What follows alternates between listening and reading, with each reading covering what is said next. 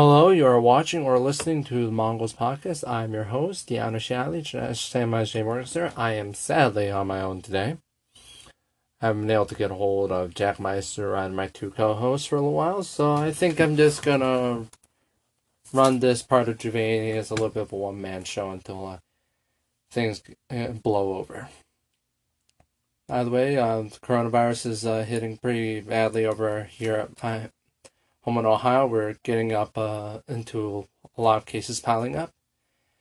Thankfully, Mongolia is pretty well off. As far as I know, currently one case. Stay strong, all my viewers out there. Keep social distancing and keep washing your gosh darn hands. But anyways, getting back to Juvaini for about the first time in like a month. We're going to start covering some stuff as Jalal Din becomes our dashing seductive rogue. First off, we're looking here as Jalal Din is fleeing towards the Gurids. He first. It's a very bad loss for Genghis Khan himself, and his ally Amin, and I believe also his father-in-law, actually gets killed, and Jalal flees in the woods with whatever he's left, and he keeps on getting attacked by a lot of people, and the Sultan of Delhi, Shamsuddin, actually hears of him and invites him over to dinner. This is definitely not a trap, actually, because Jalaluddin gets a couple of friends, and he goes about his business as always. Sadly, the Mongols are still coming and raiding and fighting the Khwarezmids on several fronts, and there is some major resistance in modern-day Iraq against the Mongols, and there's a lot of desperate attempts to keep the morale high because, the Mongols are doing a pretty good job at kicking their butts. So Jalal decides to make contact with whatever is left of this crumbling resistance, and he proposes marriage into this rebellion. And so he starts leaving Turkey, and as he heads to Isfahan, he gets another recruit to his cause to keep the Mongols at bay, Kilij the Turk. And then he hears that his brother Rukin Adin is nearby, and he meets him halfway and the two only meet halfway. And, needless to say, Jalal decides to do a prank in sort of revenge, and pranks the guy by dressing in Mongol garb and attacking. Not exactly a nice thing to do to your brother, but okay. And meanwhile, the rebellion under Jalaluddin's leadership stabilizes, and they advance on Baghdad. And Jalaluddin continues his lady seducing ways by marrying Suleiman Shah's sister. And the Caliph does not listen to him, unsurprisingly, because, the Abbasids are kind of like the Pope. They'll just keep on. But anyways, while the Caliph doesn't listen to him, he gets a challenge from this guy by the name of Kush Temur, who is, of course, amongst the Mongols, and Jalaluddin manages to win. And then he attacks Tabriz, and he gets a message from a hot girl by the name of Malika, and, Malika is like, hey, if you marry me, I will basically hand you the keys to the city. Which, sort of works. He takes Tabriz in short order, he gets the girl, everything goes rather smoothly.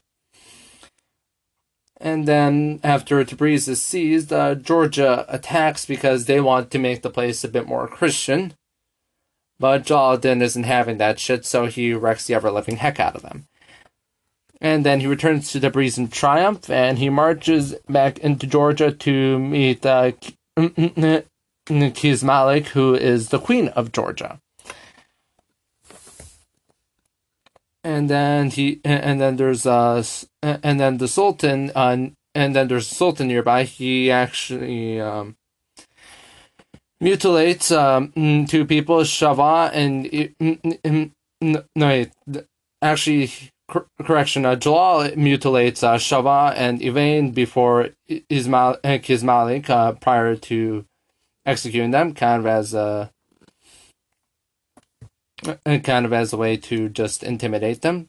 Nonetheless, the Georgians again rise up to fight him, and now they just simply cannot fight him anymore, and Kismalik is forced to peace, and there's a lot, and the Georgians are forced to dump their treasury. There's a lot of villages and churches destroyed all around their capital Tiflis, and then but then Jalaluddin gets word that there's a rebellion, and he marches back to Iraq really quickly, crushes the rebels. The Georgians apparently didn't learn their lesson and attacked again. And then Jalal walks back to them and wrecks Georgia. And then the Mongols come back into town because, well, why not kick Jalaluddin while they're at it? And Jalal tries to rally everybody with a very inspiring speech, but nobody really rallies to him, and he decides to try to fight, but he gets his butt kicked, and then he loses, and the Mongols raid. And then Jalaluddin, while he's being kicked down, hears that Georgia decided to call up a bit of a pseudo-Avenger squad on him, consisting of the Georgians themselves, the Seljuks, Ayyubid Syria, and Armenia, to just simply kick him down. And Jalal, after the Mongols have raided him, is pretty short on supplies, so he decides to go for some of the gutsiest moves that he can think of. And he notices this supposedly impossible pass that nobody's thinking of and the Allied army's passing through, and he goes straight through that pass because he's the boss like that. And he shows up on that pass where nobody wants him to be, and he kicks butt.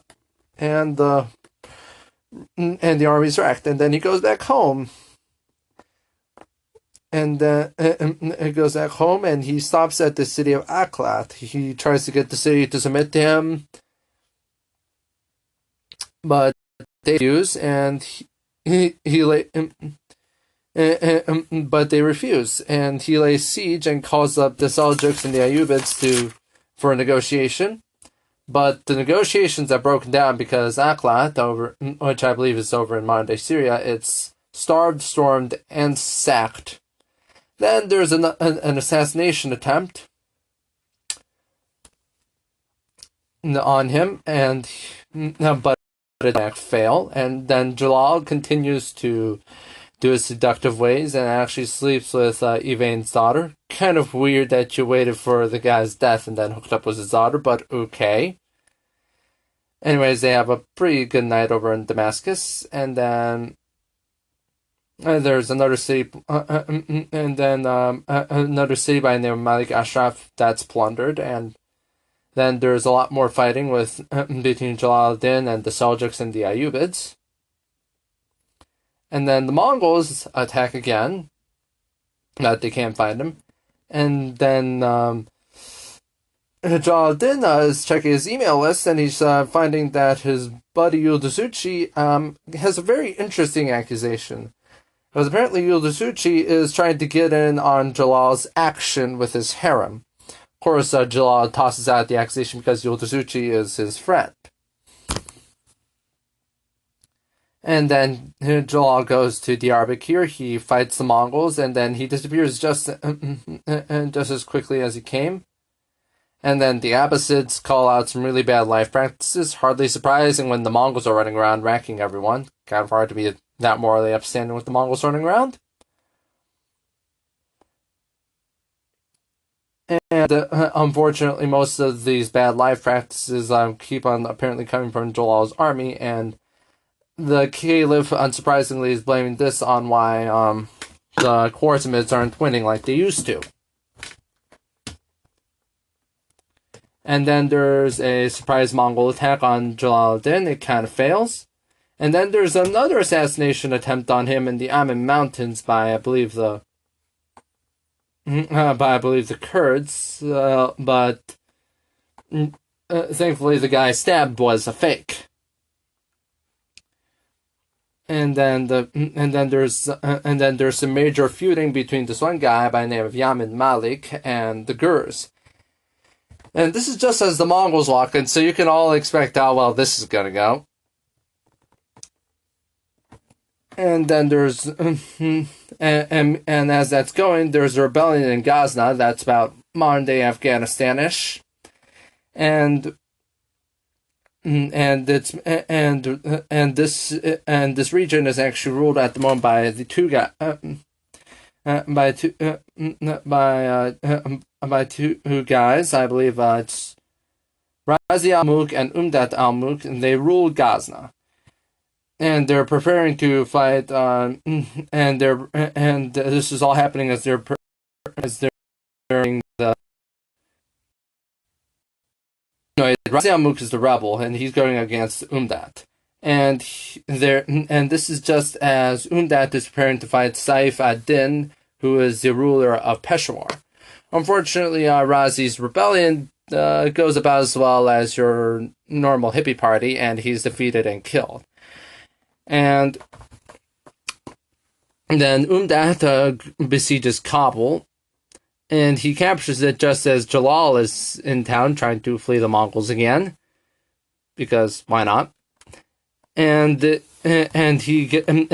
Malik and Igrak and Yamin Malik and Saif ad-Din finally decide to put aside their differences and join Jalal against the Mongols. And the Mongols pursue Jalal, and he advances on Parvan.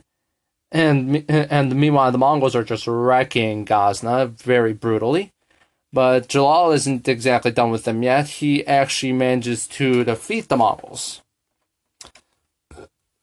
And then there's a bit of a dispute over the booty. And Saif ad-Din decides to actually just straight up leave the party for Ningrahar. And then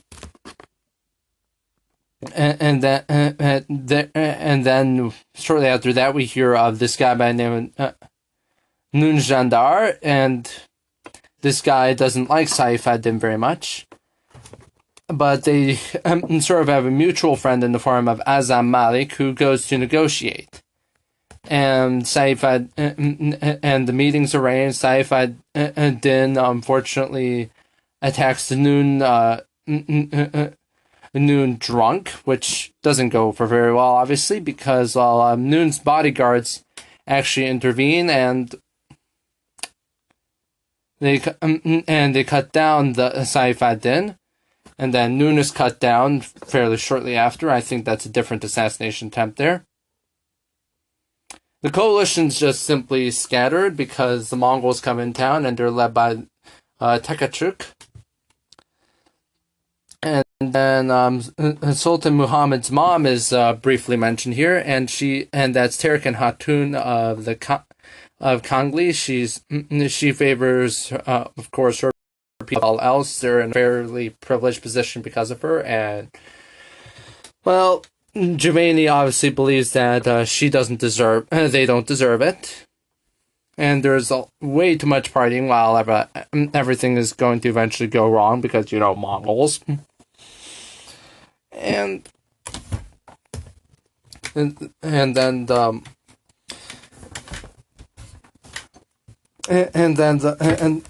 Terkan is instructed to go to the city of Mazandaran with Muhammad Sultan's harem, and they throw some local rulers into the Oxus, and then Sube'etei happens to be in the area, and he decides to lay siege to wherever Terkan Hatun to Mazandaran, and Terkan is very quickly captured and taken to Talakan.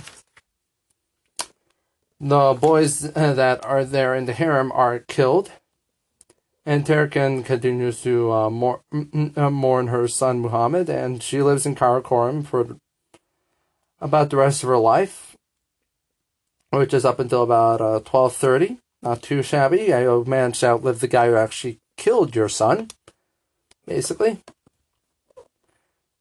And then and her daughters kind of managed to go on to actually marry into the Chaghatides and the Ilkhanate. And then there's another one of Jalaluddin's brothers introduced here by the name of Ghiyas ad-Din. And he is unfortunately rejected by Shuja ad-Din Abdul Qasim of Juvaini, but he still gets food, and then he tries to,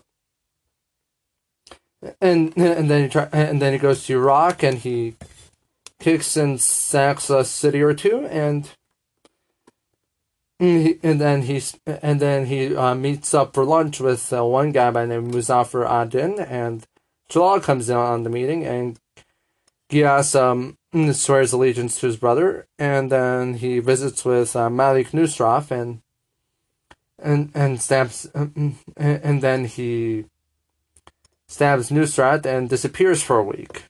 But then he's punished,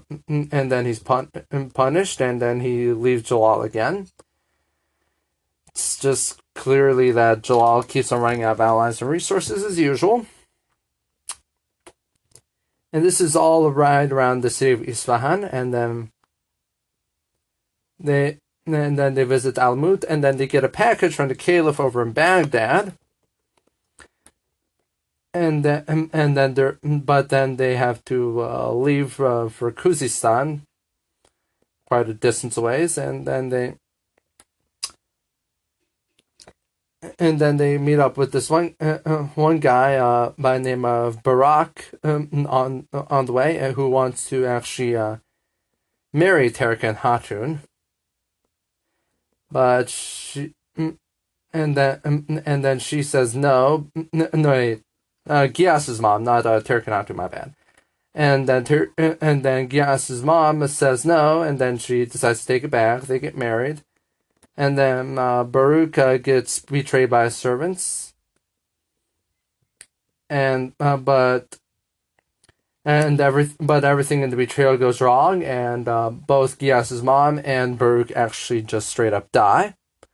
And then there's another revolt going around right around this time, and specifically in whatever's left of the Khorsamids, and Rukn ad-Din actually manages to crush that, and then they get some major, and then they hold a bit of a very rowdy party over in Isfahan. About 1,000 die, and then the Mongols show up, and Rukn ad-Din is actually put to death. And then they elaborate, and then Juvaini goes to elaborate on where Baruch is from for whatever reason. Specifically from...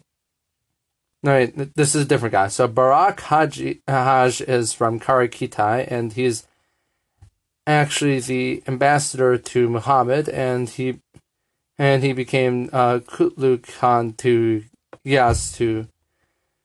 And then he goes off to Jiruft and Kumai, and then he kicks a local group known as the Tazils, and then news of but then Jalal arrives, and then Jalal wants to go on a hunting trip, but Barak is like, nah, I'm a little sick. Actually, that was treason. And then Jalal calls up Barak. It's like, hey, yo, are we going on that hunting trip? And then he's like, I have conquered lands to manage. And everybody's like, really? Really? And then Barak converts to... And wait, actually, my bad. So yeah, Barak, so he converts to Islam. And and this is as he's become a Kutlu Khan, and then and then I believe the Sultan, the Seljuk Sultan, besieges Ziranj. He tries to collude with the Mongols.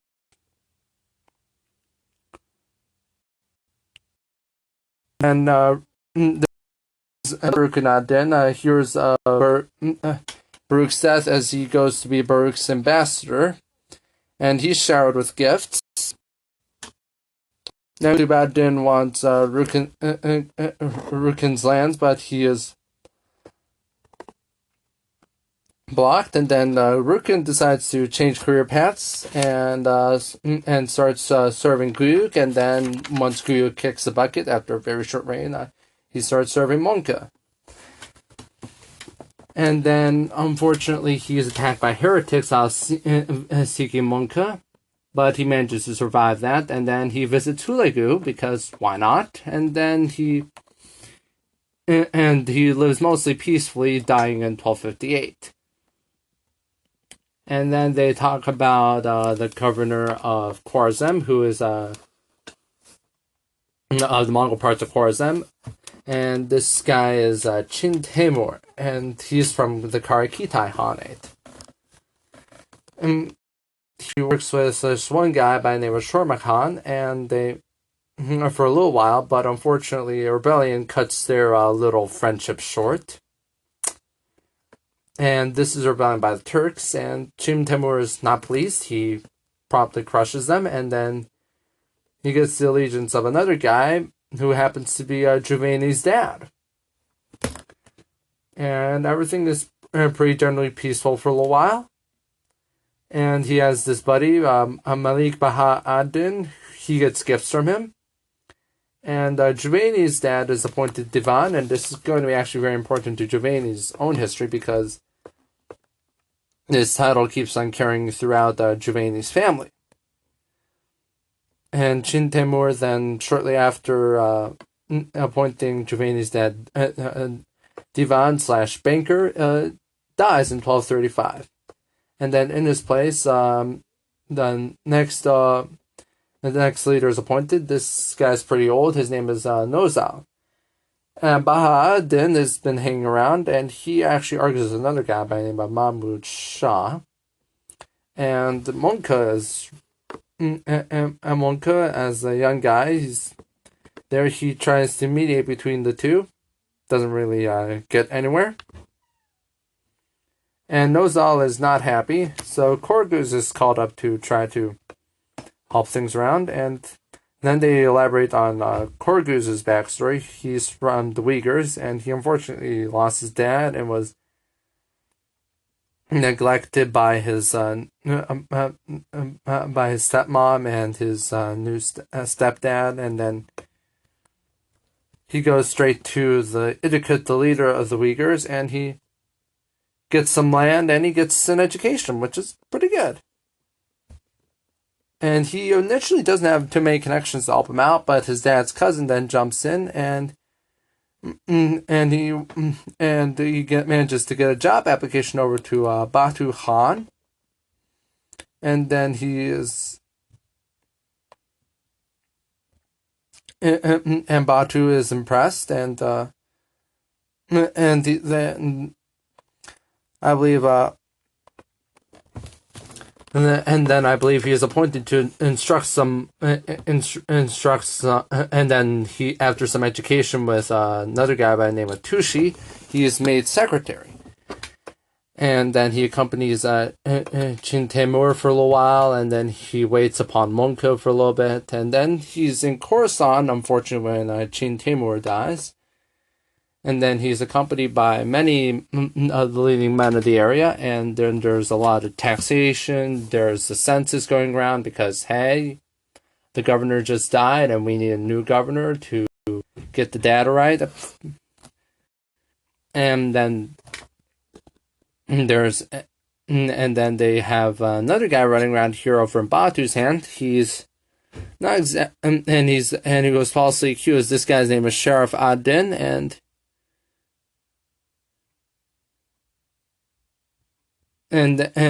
he is charged falsely for, I believe, colluding with Juvaini's dad. then he brawls with Korguz and is unfortunately humiliated by Edgu Timur. The support for him goes to another little place called Bokhara. And then there's another guy here, Kubolat. He's unfortunately stabbed in public, and then things are just going really terribly here. And then there's and then Korguz gets, and so Egu Timur is kind of a little salty about Kubolat's death, because it's kind of not great when your buddy gets stabbed in public. But the emirs try to mediate on this issue, and then they say, well, Korguz and Egu Timur, you kind of have to spend time together and increase your friendship to not murder each other. And then the case is sent over to Batu while they're trying to get all the weird friendship stuff to happen.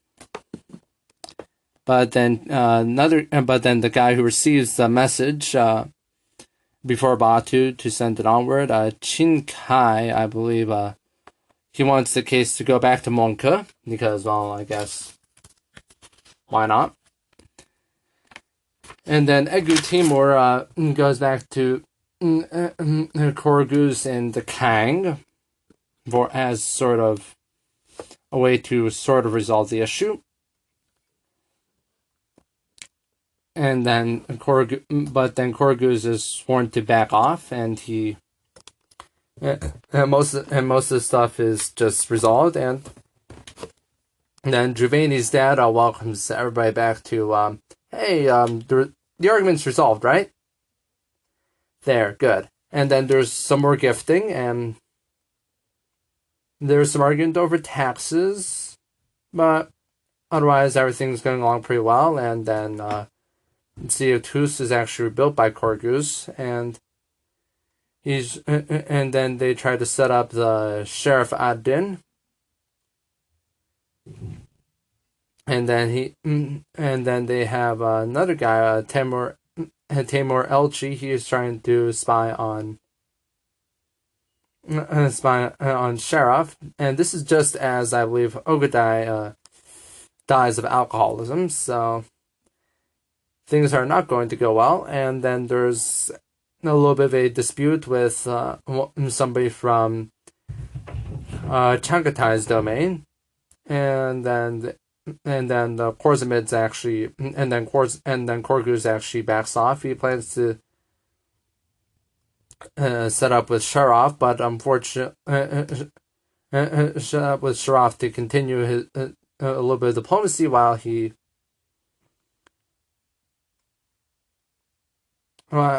talks with some Mongol officials. I believe from Ogadai's place. Mongols unfortunately bring him in, and he's put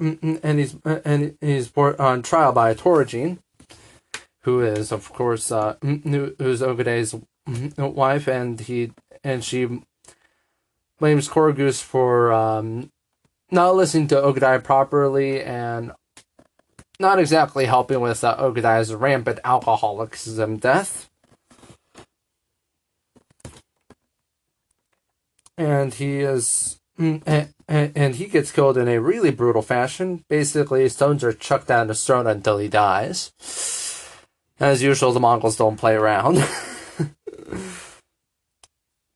Then they have another guy, Azil. That guy's starved to death, and then I believe they have another guy here, Argun. He actually gets education, which is pretty rare for him, considering that he's of the Oirats. They're not exactly all that rich. That's, if you're wondering, Chechegen's tribe. So they're not exactly in the best of states after right around the time that Ogadai dies, because they lost their queen, and there's a lot of and there's great slaughtering the Orients. The Orients are just not in good shape, obviously, and they're in and he's in Karakitai during Toragin's purge of Korgus and several of the other Mongol officials running around. And Juvaini actually describes him of having pretty good character, and he opposes some bad taxes from Sharaf, and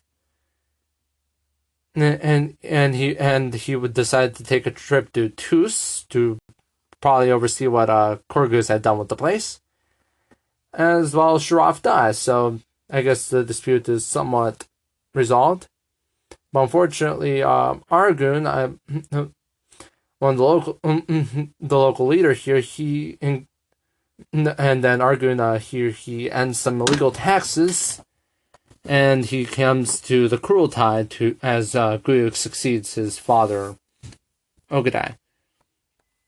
He gets some land and to manage, and a passport, much as any Mongol official does. And then another guy around here by the name of Koja Fakir Adin Behisti replaces Sharaf, and then there's messaging back in Tus, and messaging says and we have some stuff that we can send over to Tabriz for the fall. And then they hear about Mangu Bolad. That's about the artist Mangu Bolad, who is favored by Karak Noyan. And then there's some collusion for more stuff, because why not at this point? And Argun looks in and goes from Tabriz. He's accompanied by Juvaini's dad and Koja Fakir in Khorasan, and then they tell LGGT what's going on, and they find Mengu Bolad lying about some Damascus steel, which is really hard to lie about. So I wonder why the heck you're lying about making it. And he's exposed, and he's sent by Nazir ad-Din to Monka, and in the meantime, there's some more tax problems, and Monka, being the upstanding guy that he always is, decides to try to fix the tax problem. And then there's a census, and Kublai, Hulegu, and Arik Bokeh are appointed to help carry that out. That's a lot of nepotism right there, because Monka is basically appointing his three brothers to carry out that census, regardless of whether they're capable or not, just because, hey, they're my brothers. And I believe this is shortly after Guyuk's death. So, actually, Monka just gets free reign to do whatever the frick he wants. And then they appointed, and then they go over to Argun. His job is kept, and there's a lot of gifts and passports given along the way while the census is being taken. Officials are appointed. Lots of good stuff is happening. One thing that isn't exactly great is Juvaini's dad is kind of getting a bit old, but otherwise things are fine. And then he meets with Hulegu over in the city of Kish, and they have a little bit, and then there's a budding bromance between Juvaini's dad and Koja Fakir over the census. And then, unfortunately, Koja Fakir dies, which isn't great. But Hulegu is in charge right now at the moment, and he decides to expand the Ilkhane, because why not? I've got this land. I'm a Mongol. I'm supposed to expand. That's just kind of how the world works. And then there's a little bit of prose about the Muhammad Sultan. And Sharaf has been prosing about it while trying to apparently conceal his gayness. So, weird. Anyways, there's some more conquering. And they have a buddy there by the name of Chin Timur. He knows some Turkish. And then there's a brief rebellion over Khorasan. Doesn't take very long to crush.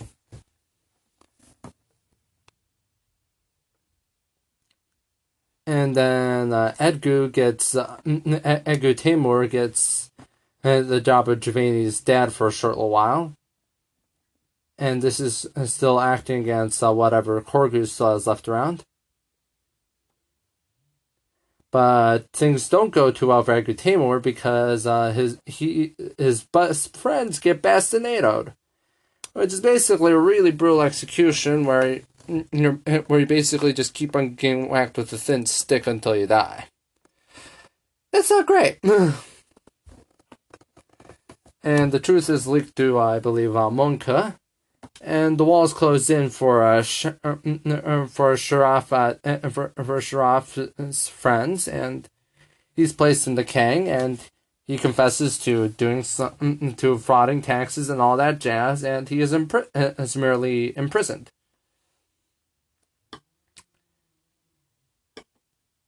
And then, but he does still have one friend by the name of one of his still friends, Mahmud Shah. So that's going just fine for him. And they argued with Korgus for a little while back, and that argument was cut off when Hortorgian went after Korgus and had him executed by shoving a lot of stones down his throat. And meanwhile, Argun's also in charge, and there's a new tax. But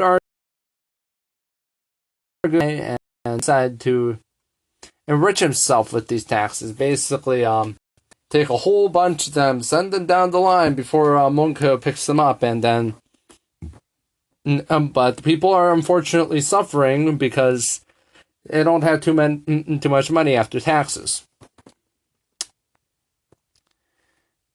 And then, unfortunately, but fortunately for the people, while he's not taxing, he just randomly dies. And then there's a little bit of Juvaini prosing about, hey, you fraud the taxes, karma comes and gets you. And then he praises to God, and then. And then they're talking a little bit about some of the early stages of what happened to Tolui's domain shortly after his death. Sorkoktani takes over after Tolui dies of alcoholism, and she keeps on and she runs things pretty well. She punishes some evil tax collectors. And then the laws are laws are mostly kept throughout Ogadai's reign, and then well into Guyuk's. And then, unfortunately, some passports and decrees are withdrawn for a little bit under Guyuk, but then Monko restores everything in the Tolu Revolution. And he issues some decrees about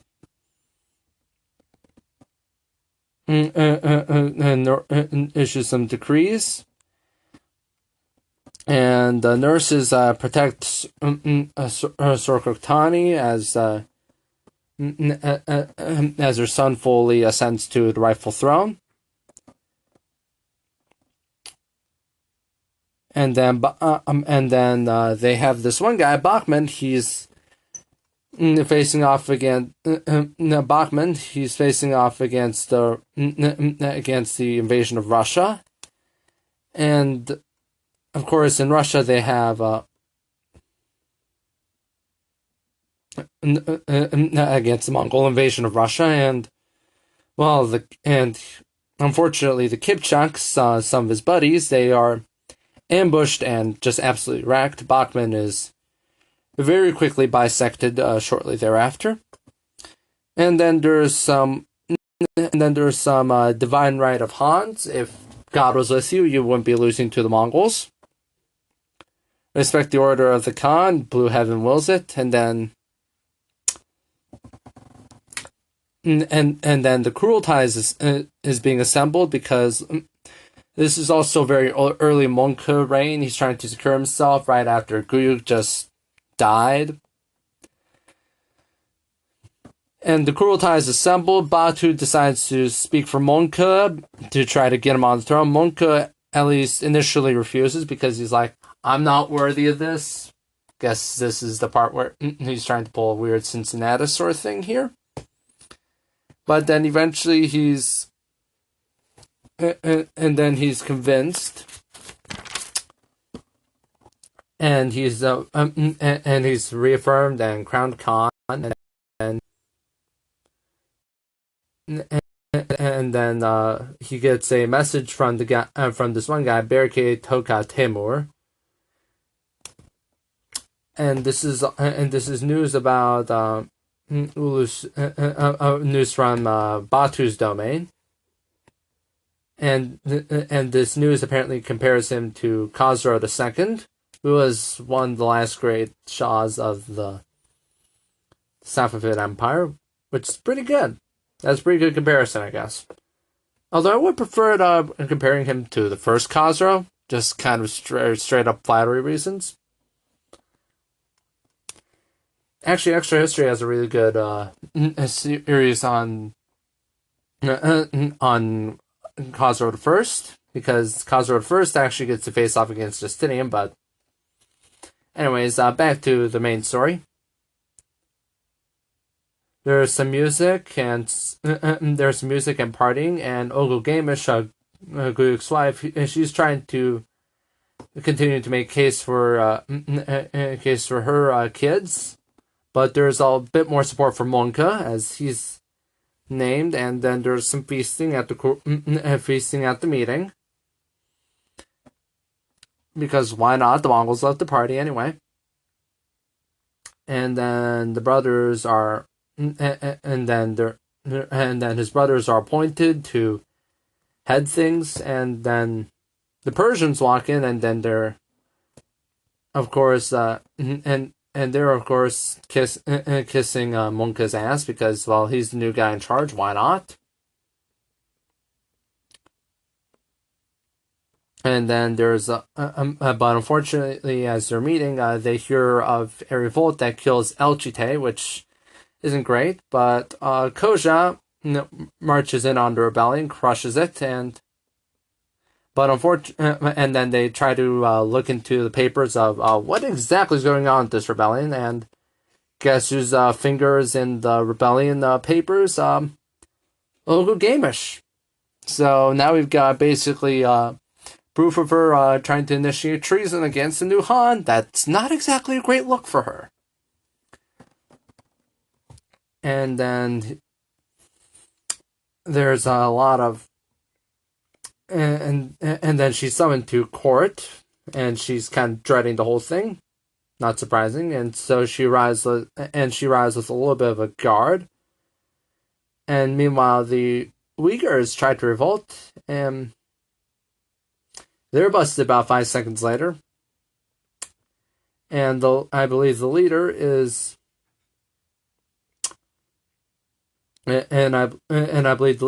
arrested, and rebels are, and then Koja is exempted from campaign for a while because, well, hey, you did some good stuff. You crushed a rebellion that happened to be affiliated with Ogilgamish. No big deal. And then Juvaini briefly describes the vast wealth of the Chinggisids.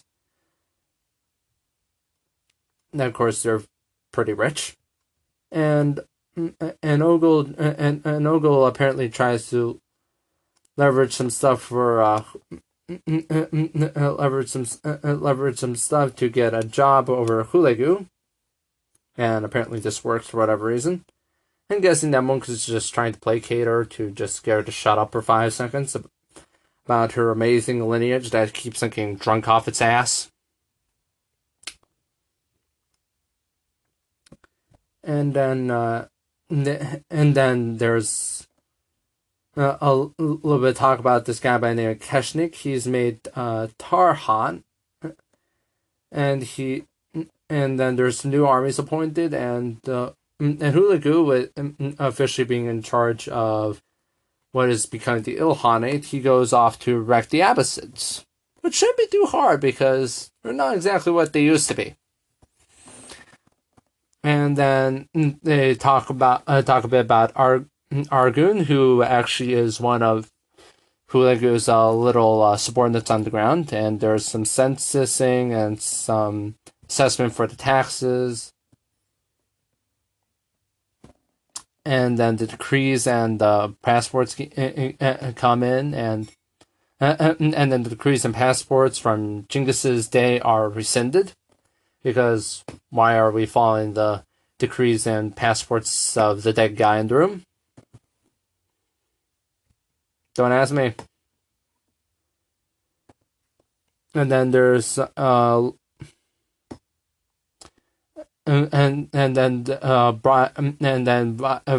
some new decrees, some new bribes. The bribes are out. Some bribes are outlawed. And and within these decrees, I believe there's a lot of respect for the Muslims. And then there's more praising of Monka by Juvaini, hardly surprising considering that's his boss's boss. And some merchants are in the area. They had some great deals under Guyuk, and unfortunately these were pretty unfulfilled because of his death. And Monka is actually asked to step in, but he doesn't really have an obligation to do it. But because he's a generous and reasonably nice guy, he decides to give them some money anyway.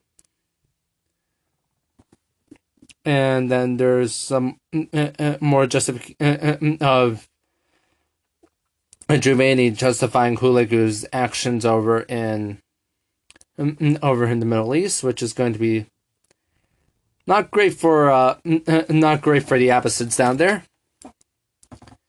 And then Kublai is actually sent on a mission to bust up the Song, which is going to take some time, but eventually he's going to be the conqueror of them, and then that's going to give the foundation to his Yuan dynasty, which will allow him to succeed Monka upon Monka's death. But that's a few years down the line, so let's not think about that too much. And they're here describing Kublai's army, which is diverse, well supplied. There's a bit of a lavish pre-campaign feast for Kublai, and the officers are being appointed. And then they raise one city, I believe Tun, in about a week. And Argun feasts because why not? And his boss Hulegu is doing pretty well anyway. So and then while he's feasting out the month over in, I believe, Ustu, he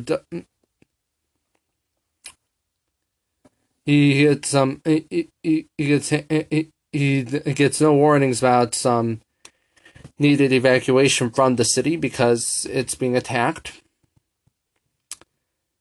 by, I believe, Rukin ad-Din and some resistance coming from Alamut, but Rukin ad-Din is pushed back, and then Alamut, this is the stronghold of the Hassani Saba, they are attacked, and the Alamut is this very strong fortress. It's bristling defenses, but the Mongols, who are aces at siege warfare at this point, take it down eventually after brutal siege. But Juvaini, who is with them with the Mongols at this time, he manages to actually save Alamut's library. And then the caliphate just keeps on getting smashed by the Mongols. And it's this vicious lightning war. Just everything goes wrong for the caliphate, for the Hassani Saba, and Rukin ad-Din. He's unfortunately on his last legs. He runs before the Mongols,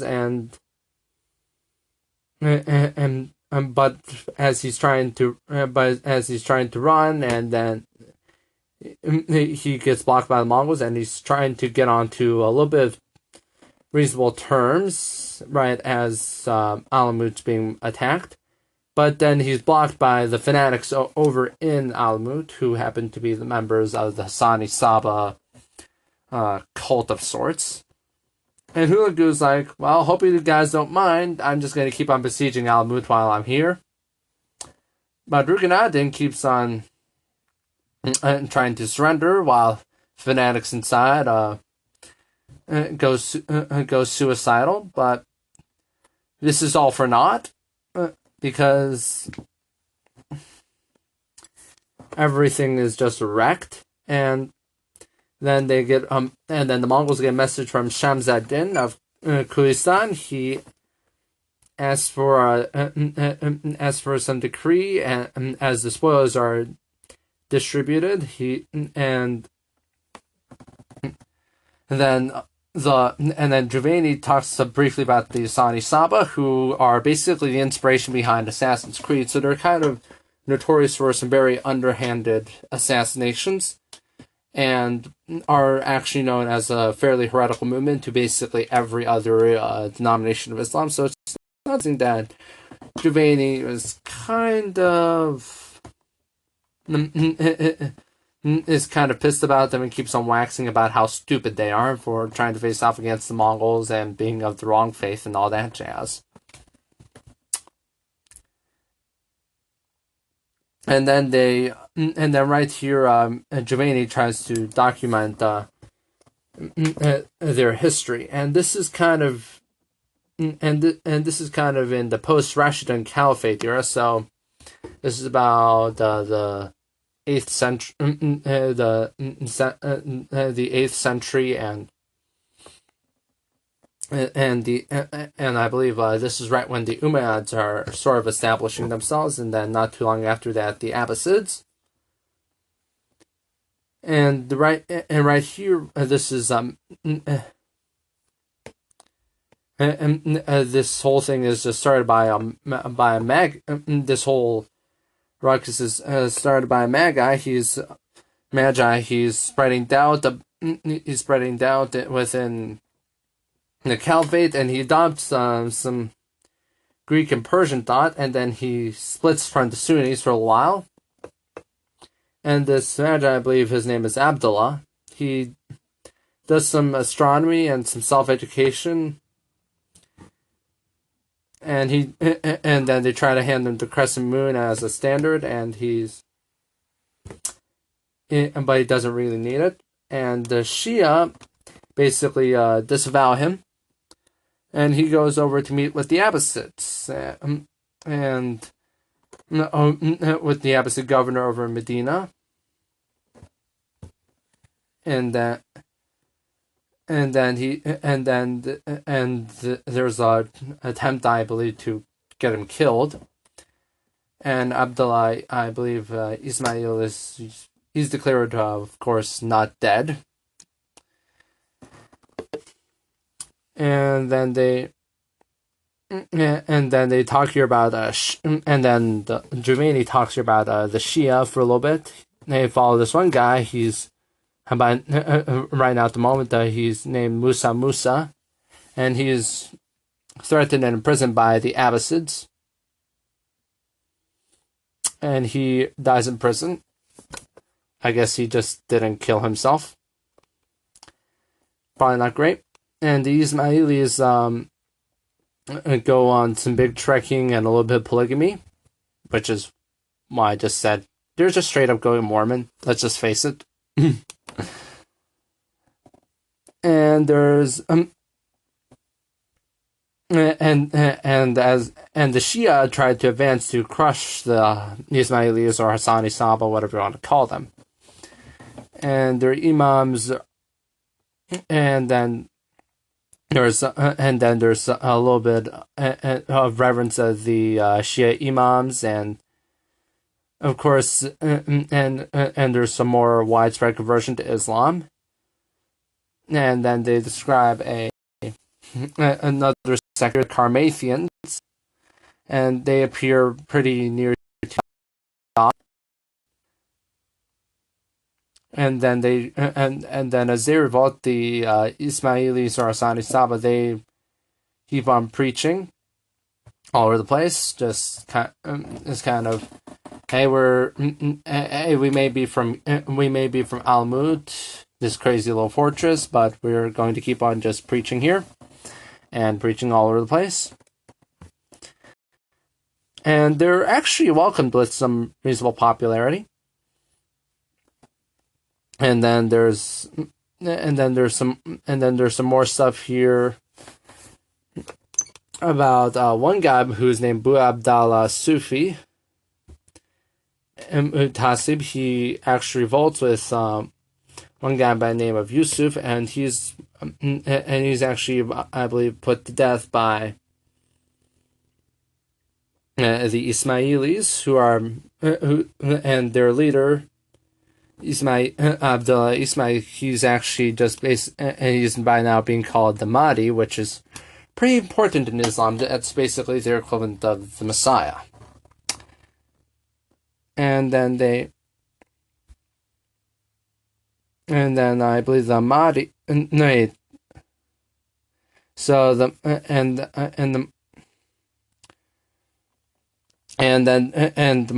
Mahdi. He reigns unopposed for quite a while, and then eventually he dies, and he is succeeded by Qaim.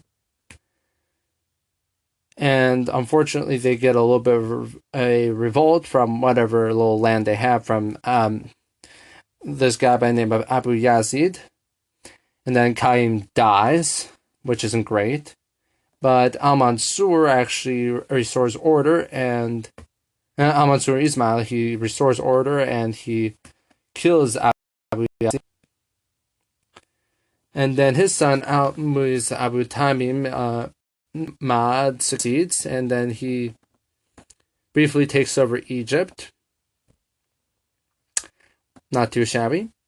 And then his successor, Al-Aziz Abu Mansur Najjar, he fights Syria, he wins.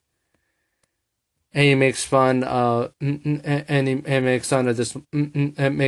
Aziz, who is a little bit too angry or angsty, whatever you want to call it.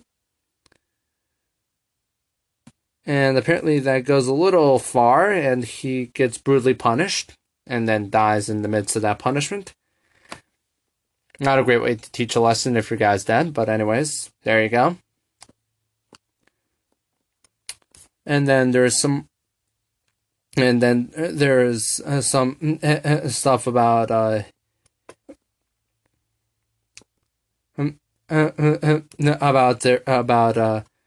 Abu Mansur's successor, his son Hakim Abu Ali Mansur, who comes in at the age of 11. He's cruel to Egypt, and he's forced out of Cairo by basically this mass protest. And the police officially state some major bribes, and then the local anti-Muslims, they unfortunately aren't being treated well there. And Hakim is paranoid about a plot to kill him. Surprise, surprise, it comes in and actually, gets him killed. And the slaves, guard the caliph, and then they get a new, and then I believe the son, they get the new leader by the name of Zahir for a little bit, and then they get Al-Qadr. Anyways, I'm going to have to actually discontinue this and leave us here with the continuing early history of the Sani Saba, because, I'm running out of time. And anyways, check us out on all our social media, follow us, and support our stuff on Anchor and use an app